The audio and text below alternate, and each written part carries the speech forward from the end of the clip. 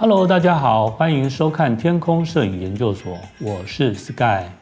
最近呢，因为武汉肺炎影响了很多人的生活，张忠谋甚至认为这将会永远改变中产阶级的生活方式。我觉得呢，武汉肺炎会改变世界的样貌，甚至改变未来的商业模式。因此，转型电商绝对是当务之急。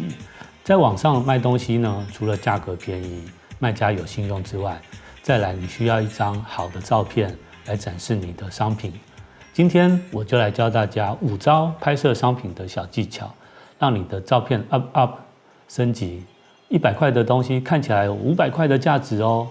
首先我们来拍的是这个眼镜，你们看这个太阳眼镜在灯光下，不管怎么摆，或者说换不同的灯罩，都会有一个很突兀的光点，或者是光的切角。这时候怎么办呢？通常这个时候我们就使用描图纸，一整卷的描图纸，然后我们把它延展开来，接着在上面打一个灯光。你们看太阳眼镜是不是有层次多的呢？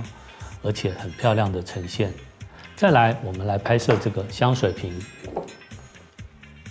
这个香水瓶摆在这个背景纸上，不管怎么摆，或者说镜头的角度怎么样去移动，它的下面边边都会有一个白色的反射。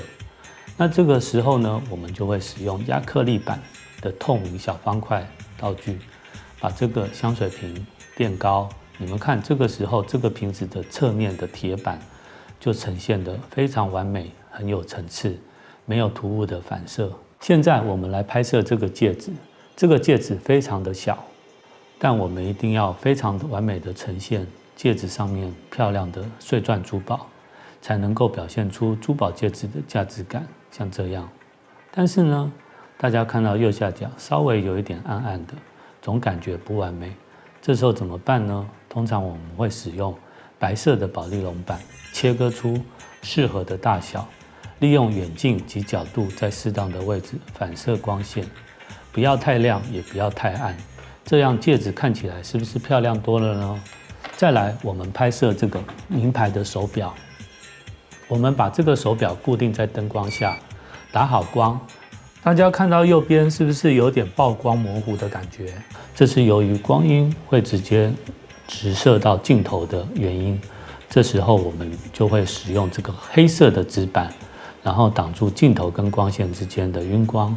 你们看是不是清晰锐利多了？然后在拍摄的时候，我们再用小水枪冲向这个表面，显示这个名牌手表的防水功能。这样子既能表现到手表的功能性，又能兼具商品的清晰度。最后呢，我们来拍摄这个乐高小飞机。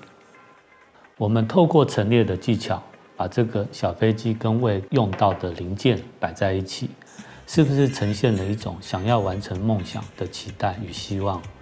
但是大家看到这个画面，有没有觉得怪怪的？就是产品不太清楚。好，那我们来调整一下。但是整个画面太清楚，又少了一种期待的感觉，所以我们可以透过光圈来控制景深，让商品清楚的表现，但是其他的部分模糊的状况，这样子更能表现出一种意念。谢谢大家观赏本集的节目，以上就是我今天跟大家分享的5个小技巧。摄影这件事情没有什么快速的捷径，就像练武功一样，没有什么技巧是比勤劳更重要的。李小龙曾经说过，适应是一特定反应的过程，重复的刺激动作，最后将在神经系统造成一种反应的模式。在他高峰的时候，每天光练习直拳达到了几千次。你把每样商品都当作是一个挑战的对象，不停的练习，天天拍，月月拍，等到你拍了1万张照片的时候，眼睛成为了摄影的直觉。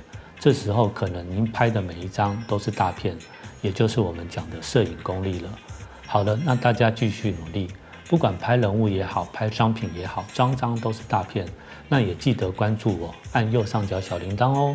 谢谢大家，拜拜。